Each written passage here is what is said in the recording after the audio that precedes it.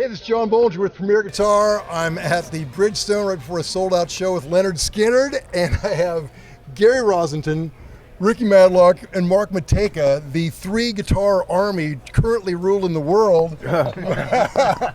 Man, I am so grateful. Oh man, it's our pleasure. Doing this. Thank you for having us, man. Yeah, what an honor. I'm sure like most of you out there looking, watching, I mean, these guys basically taught the rest of us how to play guitar. So let's hear the details. Gary, if you don't mind, show us some of your main axes you're playing on tour right now. All right, man. This is my baby here. It's a Les Paul, of course. I always play Les Paul. Right. Oh, it's nice, and it's just got really great pickups. It sustains good, and I love it. Yeah, look at it. So now you had this isn't the 59 Bernice. Okay, this is not No, the 59. it's a reissue of it, but So they copied it. yeah, Bernice. How close did they get? Oh, great, man! It was just identical, kind of, you know. Can you do you still get Bernice out every now and Well, then? you know what? It's in the Hall of Fame in Cleveland, and we went there. We've only been there a couple times, and it's right next to Dwayne. Oh man! So that just makes my heart. Right. You know. Well, that's a very fitting place for it to be forever. That's awesome. Well, that looks. I mean, it looks really close. So. Oh yeah, it is, and most Les Pauls look alike. They have different finishes and stuff, but they're great guitars, man. You know, that's our sound, or my sound. Absolutely. I always played one. Or SG. Now the SGs. Yeah, let's see. Oh, wait, over here. Yeah, this is. I grab it. I get it. Oh yeah, right there. I just gotta find it. Oh yeah, I think this is your list. Here it is. Right? It's well, do I need to pull it out? That's a. Oh yeah, no, I think there's the main one. Yeah, there you go. Anyway, this is my SG I'd use for Freebird. Oh yeah. And I've always used an SG for that song. It kind of fits really good. Sure. And, now the original one that you played on Freebird was the 61, right? Right. And so this is again kind of it's not really new, but it's I forget the year of it. It's years old, many years old, but it's not an antique or something. Sure. So Gibson ended up kind of rebuilding your 61 copy, much like on Bernice. They did they did it's a signature thing, you know. Yeah. So I just love it to death. Oh, that's great. So where is the original 61? I got that at home. Oh, and you live in Wyoming, right? Well, we have a home there. It's where our grandkids are. We go to see them a lot. Oh, how And cool. our daughters. But we live outside of Atlanta now. Okay. It's easier to travel, and we're touring now. So yeah. It's hard to go out there. That's way far away. Right. There's no routing to Wyoming. A lot of flights, yeah. Yeah. But I just love Les Paul. Sparky, you know, we'll get to his stuff, but he plays a Strat, you know, and Rickey does the Explorers and Firebirds and.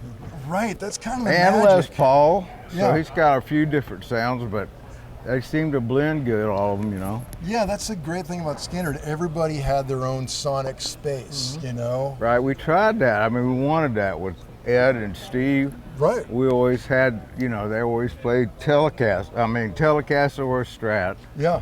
And I was always on SG. Now, Alan always played on Explorer too. Yeah. But there's two different sounds out from those. Sure. Yeah, you guys really invented that whole blend of guitar tones. That's awesome. Oh man, thanks. So between the SG and the Les Paul, is that where you're spending most of the time? Yeah, these are just spares here. You know, if a string breaks or something, and some of them are just for slide. I use this one. We used to do Mississippi Kid a lot, and a few other slides on. That's a great. It's a D'Angelico. Oh, cool.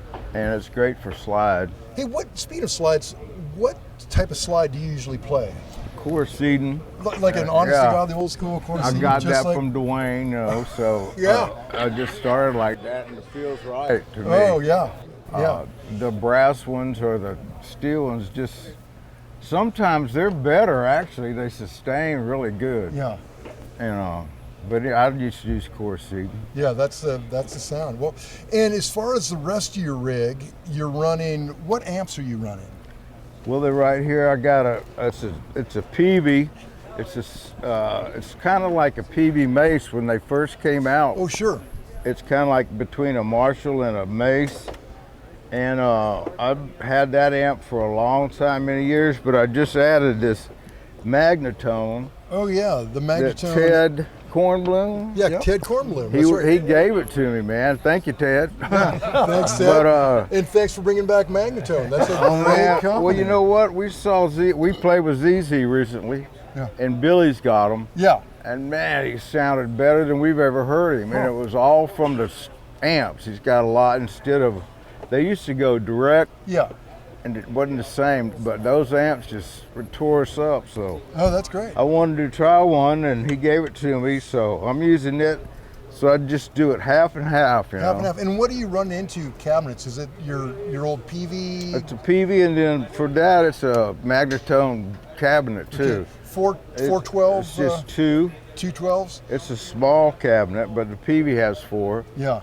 And we just blend them to where there's a little dirt. You know, the Magnatone has more clarity, note clarity, so to speak, and a little cleaner. And when you add the dirt from the PV, it's a good sound. So that's what I've been going with. And you've never really been a pedal guy, but you're running a couple pedals. Yeah, I just use a phaser on Simple Man, and Tuesday's Gone.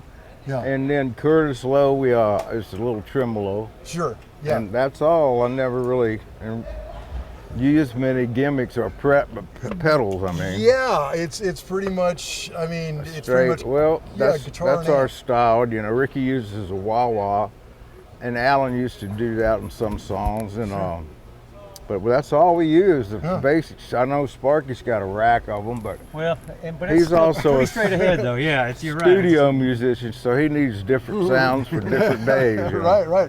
Well, hey, that's a good segue. I think we should go over there and look at your guys' rigs now. There we go. Yeah, man. Okay, great. Okay, now we're in the other side of Guitar World with Rickey's rig. Rickey, I mean, you're known for the iconic Explorer, and you actually have the original '57. Well, I've got an old one. Yeah. And the deal is, a lot of times with people, I won't let people touch it. Sure. You know. Yeah. Because I love this thing. Believe it or not, it almost broke my heart, because when we had the great flood here in Nashville, it sat in water up to here. Oh man. And I'd like to thank RS Guitar Works in Kentucky. They saved this thing. They saved this, and I'm getting ready to show you another one.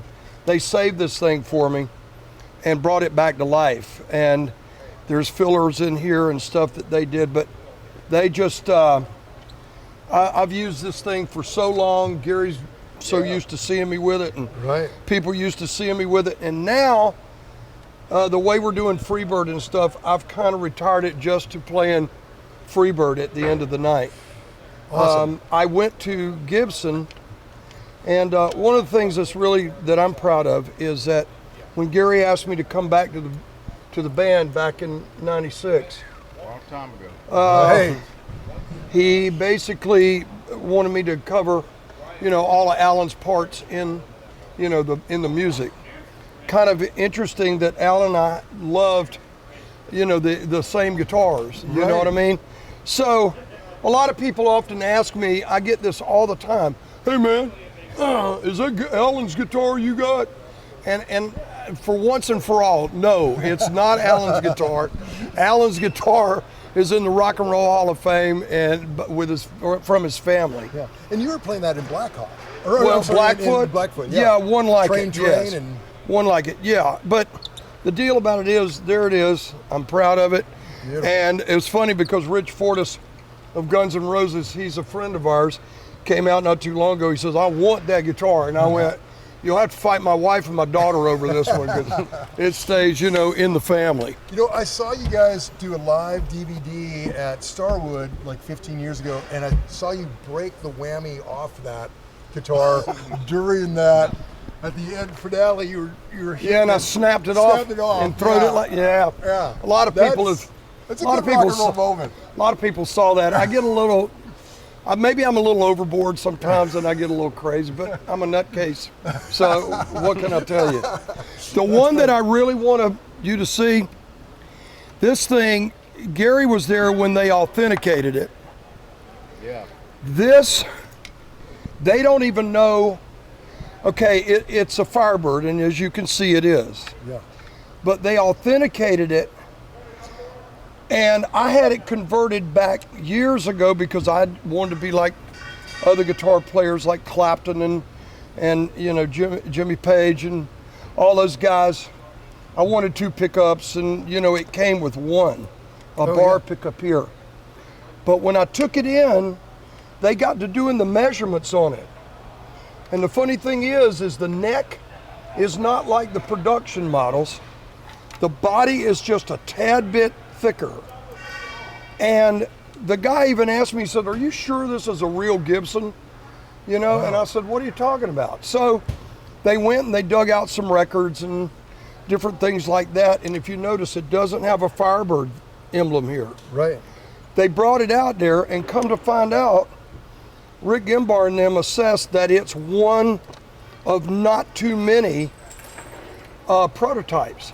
Wow. That they made before they made the production models. So what year do they? Who knows? They don't. They think that the bodies were, you know, done in like '60, but it was put together in '61, and then the production models came out in '63. Well, how long have you had it? Oh God. Probably almost all my life. Wow. I mean, I've had it for years. And Alan had a beautiful, Alan's one was so beautiful, man, you know, and I loved Firebirds. And just coincidentally, now I brought it back out not too long ago to start playing it on the road again. How cool. And it's a really great guitar. Frankenstein made it. Yeah. It used to be a Stratocaster. Yeah. Put it all together. Other than that, you know, I love black Les Pauls. Sure. Yeah. I got this black Les Paul that I have my wife's name put on. Oh, that's beautiful. And it's directly off of my '76 Les Paul that I got, my old one, and I had them to copy it and put my wife's name on it. Oh, that's beautiful. And I play it, you know, I play this one quite a bit. Right, and Steve Gaines is such a Black Beauty guy. Oh man, what a phenomenal gifted guy, you know. Nighttime man. Oh yeah. God, that was so good. You know, his Les Paul, for some reason, he could make it sound like a Strat. Right. And he played Strat too, but that one Les Paul had a sound that was unbelievable. Yeah, he'd be like Roy Clark 1 minute. Yeah. Oh yeah, man. I mean, mind blowing, man. This one was made for me by Gibson because a friend of mine, Jerry James Nichols, this guitar player, this guy, he's a great guitar player. I saw his original, and I wanted one because it's got the old P90 here. Sure. Supposedly, they made them, but made very few of them. So Gibson made me one, and I play this thing a lot. Wow, it's beautiful. And it sounds incredible. And it even had the custom thing on the originals and all that stuff. Love that. But other than that, you know, I just got a few other ones, you know, that I take out with me. And yeah, other than these iconic vintage priceless instruments. This one was made by the custom shop, and several years ago, to be identical to my this older one here. Yeah. The only problem is when you're playing Freebird, Sparky and I have to get up on this fret right here at the very end of the, right. I call it the go-round, you know? Yeah. And the problem is with this one, they didn't cut it quite deep enough, but it works. Oh, really? Yeah, it works good. Yeah, man. Huh. So there you go. Deeper cut on your old one than that one. Huh. Yes, yes. That's interesting. Okay, so amazing guitars. Amp-wise, I know your amps are on stage. We'll take pictures and show them later, but what are you running exactly? Well, when they had the flood, I lost my 2 old touring Marshalls, which was a 71 and 72. Yeah. Which takes you all the way back to Train and way back, yeah. All the way, yeah. But I lost my 2 old touring Marshalls, and Marshall didn't kind of want to work with me anymore, and so I was kind of stuck for amps. And a friend of mine turned me on to Wizard amps. Cool. And I called him up. I said, can you get me in touch with these guys? He said, yeah. So he got me in touch with Rick St. Pierre. And Rick, I got a hold of him and he said, I'll tell you what I can do. I'm getting ready to go back out with AC/DC and I'll make you a couple to get you up and get you running. Well, I'm using what they call the Vintage Classic. Okay, there's two of them, Vintage Modern Classic and the Vintage Classic. The Vintage Classic is like your old Plexis, and they got the EL34s, and I just love that tone because the tubes, they get hot, and that's where you get that sweetness. Right. And he's been so gracious to me and kind to me and stuff to be able to get everything that I want. In the cabinets is what they call, I've got greenbacks, but I also got these two speakers called creambacks that give you a little bit more solidity in the low end. Oh, cool. And you mix match them in the cabinet. Beautiful sound. So you're miking kind of a combination yeah. of the two Yeah. ones? Yeah. That's great. And the front house guy, he's using a Palmer, what they call a Palmer Direct also on me. And he kind of blends it together to give it the distinction and you know, all that. Other than that, I'm a guy that, like Gary, I don't use too much, you know, in between the guitar and the amp, you know. I love Jeff Beck, man. I mean, one of my heroes and Gary's heroes, and probably Sparky's. I saw an article with him like that. One time he said he didn't like any interruption between the guitar and the amp. Speaking of interruption. Hi, everybody. Keep him backstage. Hey. Just because he sings all the songs. Is this a serious conversation? This was serious? Let me show you my microphone. All right, tear it up. It's vintage. So really all I use, like Gary was saying a while ago, all I use is kind of a wah-wah pedal. This is a mic stand. You hold it like this, and sometimes you can twirl it. Bye, guys. Love you. This is gonna be the best one you've ever had. That made it right there. Okay, that was very cool. So pedal-wise, a wah-wah pedal on certain songs. Is it did you, Well, I got an old Crybaby, yeah, okay, cool. but we had to kind of retire it because it kept getting broken. And Sure. so my guitar tech, Rugolo, found me the newer Crybabies that work really well, and it's got a wider range to it, you know. Cool. Other than that, the only thing I really use up there is really a little bit of coursing to spread the tone a little bit, and it works great. That's basically all I use. It's almost like that chorusing that's sort of like that. You feel it more than you hear it, you know. It just kind of gives you a Yeah, little that's spread. exactly what I like. Yeah, man. Cool. Well, thanks, Ricky. That's awesome. Okay. My pleasure. All right, now let's get to Mark's ready. All right. Okay, I guess I'll grab my main axe and if Johnny's going to come out and interrupt, though, I don't know if he's. Yeah, right.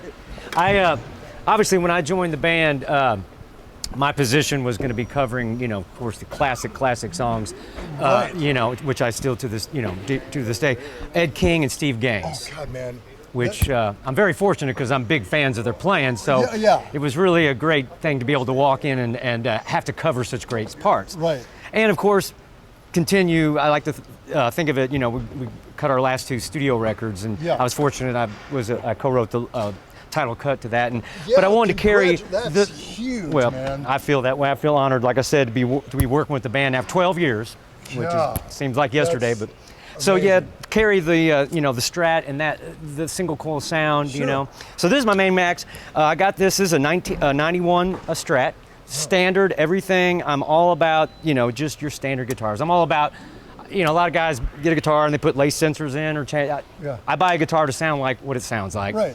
And the only thing that's different about this Strat is that back in the early '90s they had the tone control that actually is it's not. At 10 is not where it's dry. Sure. In other words, it's like a midpoint. Right. You got a midpoint 5, and I love that. Yeah. Because I can just brighten it up or take it off the high end, but you don't lose. I don't know. You don't lose your gain. And that works for me. But yeah, it's 91. I got this at Charlie's Guitar Shop in Dallas, Texas. Right. And you're a Texas guy. I'm a Texas guy. In fact, That's right. I first met you like 25 years ago. I think you were playing with, was it Sons of the Desert? Or? That's right, in Texas. Yeah, I in was Texas. with an act on Sony, and we went out to see you guys That's at a right. club. And I thought, God, that guitar player is unbelievable. Oh, well, so, well, thank you for that. 25 years ago, man. And that was this guitar. Yeah, So you're looking at it. It's still all beat up and everything, but this is my main act. All right, okay, So, perfect. Anyway, just like Gary and Ricky were saying, I don't do a whole lot of stuff. It's just a guitar and an amp. I have a company I've been working with called Neville. Yeah. And they actually made it directly with all the specs of that, Sure. including put in the the 5-stop there. Yeah, So, yeah. but I use this guitar on a few songs. Yeah, well, those guys, they're somewhere in the north. Yeah, up in Michigan. Michigan, okay. That's right. Yeah, Jeff Robert. Oh gosh, now I'm going to put me on the spot. Yeah. I can't think of his name, but Neville Guitars is the brand. Yeah, Neville Company. Make great guitars. Okay. Sorry, man. Don't get mad at me. Yeah, I believe me. They're not gonna be mad. You're pimping their stuff on.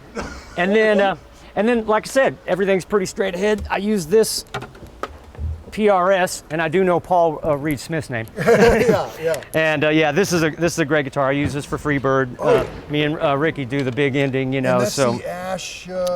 exactly. And I got Right. the 5-way in it, and with the humbucker and and interesting, like Ricky was saying, Gary, the only guitar that made it after the flood was that Strat. Wow. So I had another one, and of course it didn't make it. And Yeah. I had another Neville, it didn't make it. The only thing that made it was a Strat, and thank God I had it because I had a session, so I had to have it. Right.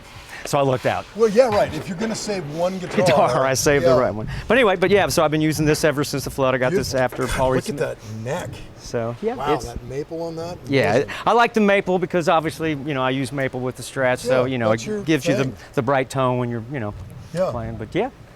that's basically my guitars that I use on the road in a Perfect. nutshell. Yeah, that gets it done. Now, amp-wise, what are you running? Okay, I'm using 2 Blues DeVilles, the hot rods. Sure. One's a 410 and one's a 212. Yeah. I use the hot rods because I actually prefer the old Blues DeVilles, which, by the way, Fender doesn't make anymore, which I wish they would bring back. But the hot rods have a little more wattage, and we're a loud band. Yeah. You guys, So I'll tell you. You guys are a loud band. So I use the higher wattage amps, the hot rod and the 212 and the 410, and I'm being honest here. They don't make the 410 anymore. I don't know if you found that out either. No. Yeah, they stopped. Wow. So I got the last one, and I'm hanging on to it for dear life. So Yeah, right. And effects-wise, just like they were saying, we don't use a whole lot. I use a blues driver for some crunch, sure. and I use a dual tone for a little extra. That's about it. I use a CS2 compression. Yeah. I like that versus a CS3. Yeah. That's really about it. A little delay and a little verb just to kind of sweeten things. Yeah. But the tones that come off the stage with 3 guitars kind of need to be kind of dry so you can really distinguish them. Yeah, that is interesting. You go back to those old records, and everything really is so dry and right there. You guys aren't hiding behind anything. Yeah.